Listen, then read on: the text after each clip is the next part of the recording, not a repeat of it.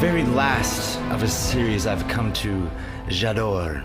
In fact, I remember the first debuting in 2000 was the first X venture that birthed this comic book nerd you know as I today. My pops took me to the pictures to celebrate my birthday of 8, my 8th birthday, and we were scheduled to see Digimon the movie.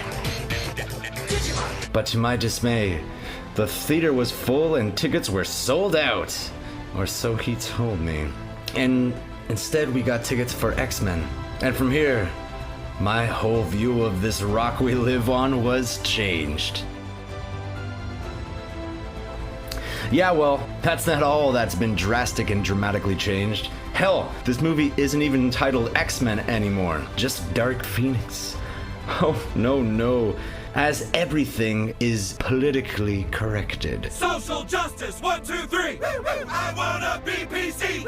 It's just the way to be for me and you. Women empowering. X-people, not X-men. Gah! And, well, flat out boring. If you could use one word to describe this injustice, it is boring. And it is the last of its kind. This one should be the most epic, with constant yawns. Yawns being expelled, and even some sleeping in their seats. Can't really blame them. With a lack of cinematography, life, and an amateur feel in every single scene, including the would-be exciting big action scenes. No, the true fight was keeping your eyes open. That may or may not be due to director Simon Kinberg and this being his first turn directing a high-budget $200 million superhero rock'em sock'em, which he just didn't get the gist of, or the lazy and predictable scripts. Oh, which was done by him as well. He's not known for pumping out soap operas, but this definitely felt like one.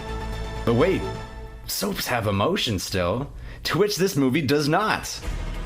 And this may come from the monotone, stilted, run-out-the-clock acting that came from everyone.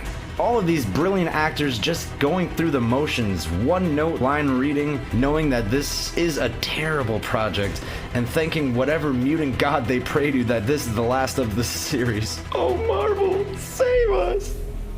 The best acting actually came from a dog. And there is no better example of this than Jennifer Lawrence / Mystique.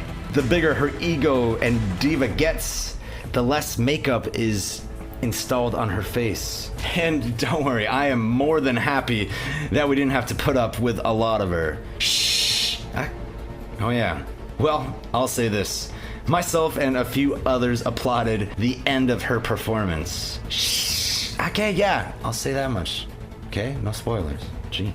No, the focus of this one shifted to Sophie Turner and her portrayal of Jean Grey / the Phoenix, which was essentially her doing that same dramatic look that she does from Game of Thrones and repeating the same line over and over for 2 hours.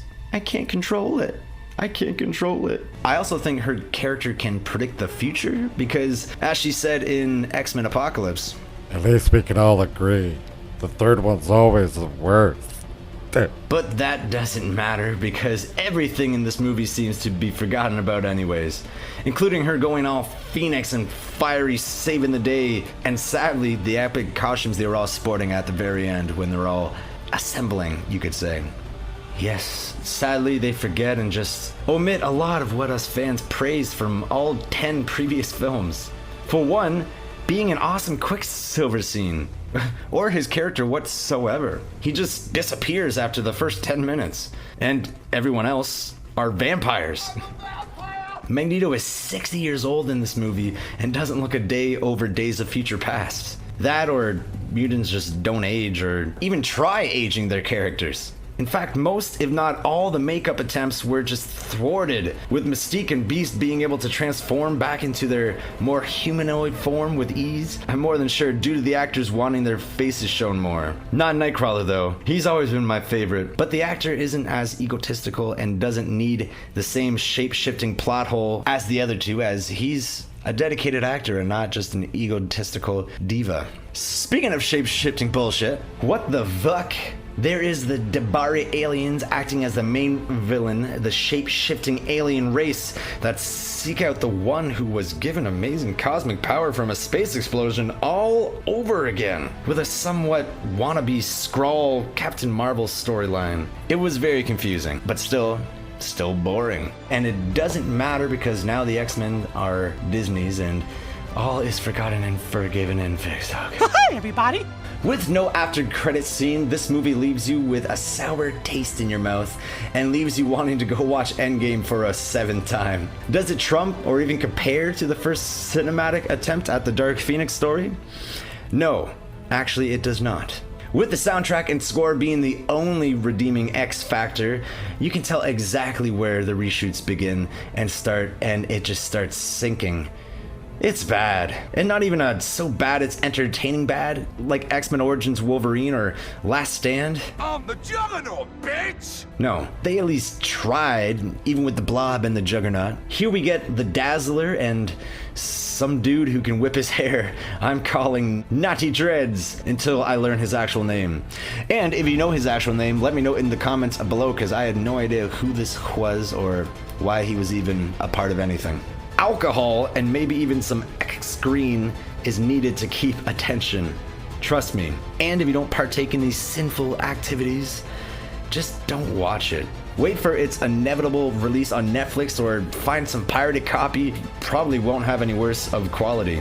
I never ever thought I'd be uttering this about any X-Men, but I'm prescribing this one with a 2.5 out of 10. I'm gone.